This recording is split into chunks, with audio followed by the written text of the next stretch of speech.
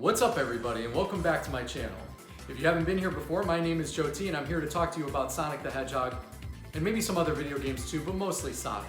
If you catch me staring out the window from time to time, it's because I'm waiting for a very important package to show up. And that package is at the center of what this video is going to be talking about. Sonic Mania PLUS and the physical release that came out supposedly today. Now I only wish Amazon knew that. First things first, I want to give a huge shout out to all 3 of my subscribers for waiting very patiently for me to upload my next video. I know it's been a long time and the reason for that is because there's been a lot going on in my personal life. My girlfriend and I actually moved from an apartment to a house and we got a puppy. We just finished unboxing all of our stuff. So you can see behind me that there's a nice empty canvas for all of my Sonic the Hedgehog memorabilia. It might take a few more weeks before all that's up, but I guarantee once it is, I'll shoot a video about that and kind of talk about some of the things that I've been collecting over the last 30 years. Not important. Anyway, let's move on to the meat of this. You probably don't remember the last time that you got a 2D Sonic game. We haven't had a physical release of a 2-dimensional Sonic game since the Sega Genesis days. Even if you are old enough to remember, there's a really good chance that you didn't get those games brand new. You probably got them used secondhand from somebody else or at your local video store, or maybe you rented them first to check them out. The reason I say that is because going back to the Sega Genesis days, some of those brand new games would have price tags as high as $65. That's more than we spend on Xbox One and PlayStation 4 games that are AAA titles in full 3D with cinematics today. Having said that, I am nerding out a little bit on how much the Sonic Mania Plus package has to offer in terms of nostalgic value. I can't wait to get my hands on it and still am waiting impatiently for the UPS guy to deliver my box. I don't think my reaction is quite going to top last year's when Sonic Mania first came out. Reason being, I may have cried a little bit, but only out of one eye because I'm still a man after all. Because I got the collector's edition of the original Sonic Mania on Xbox One, I decided to get the physical release on PlayStation 4, just to change it up a little bit. Regardless of what happens though, I'm gonna get the DLC for every platform I own. You got me, Sega. One last thing I want to say about this physical release. I know there are some people out there who kind of balked at the $30 price tag for this release and just simply ask the question, why wouldn't you just download the DLC for $5? I have to tell you, your opinion is completely valid and you're entitled to it. But you're wrong. I'm just kidding. You're dead wrong. Digital releases of everything from music to video games to movies is all fine and well, but there's nothing like getting your hands on something tangible. There's nothing like having those collectibles and things that you could display on shelves, which I'll eventually have. It's just so good! And you'll never understand that. But in the meantime, it's currently 7:30 here on the East Coast and still no package, so I'm only panicking a little bit. With that said, I'm gonna give you guys a break from my oh so soothing voice and say that's a wrap until the box finally decides to show up at my doorstep. So you may recall me mentioning that I recently moved and I got a shipping notification and it turns out that the package was delivered to my old address. So we had to haul ass over to the old place, but it was all worth it because I got it. All right, now that I'm finally home, we're gonna see what's in this bad boy. So let's crack open this cold, I don't need that. Let's crack this cold one open, all right? Maybe I did need that. Okay, I had a little trouble with the unpackaging, but as you can see, as beautiful as promised.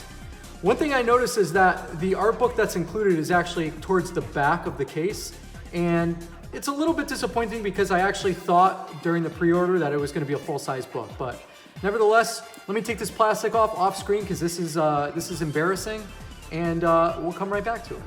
So as you can tell, the cover kind of has this goldish hue to it. And it's kind of holographic as well. Sort of looks like a high-value Pokemon card.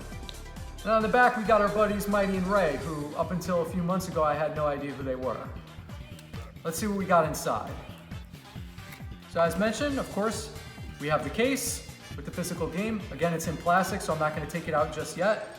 And we have the wonderful 32-page full art booklet. So this is kind of the first time I'm looking at the art book, and oh, the art's nice actually.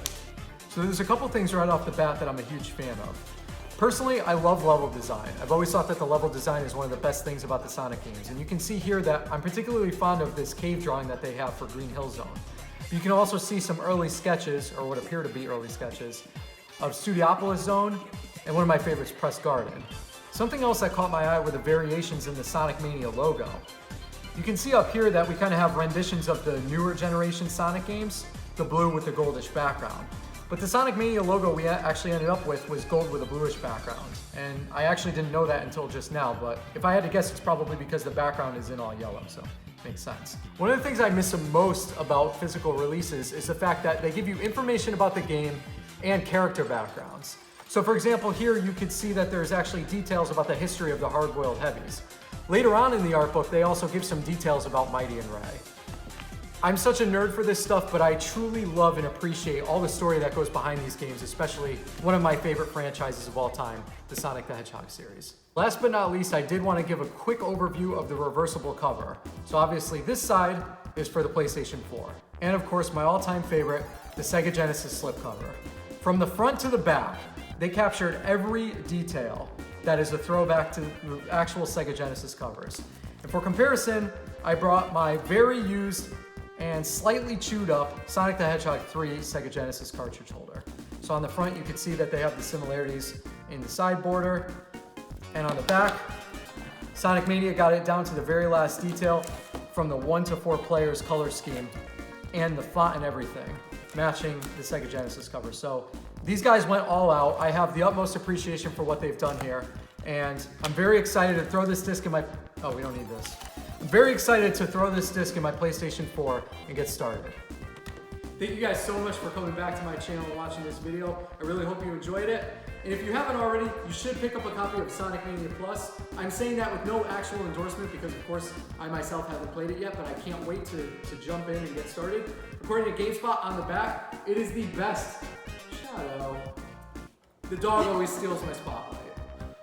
It is the best Sonic game ever, and I have no doubt about that. So keep it tuned right here for the latest in Sonic news, videos, and game playthroughs. I promise next time I'll have some footage of me playing Sonic Mania PLUS. Thanks again for coming out.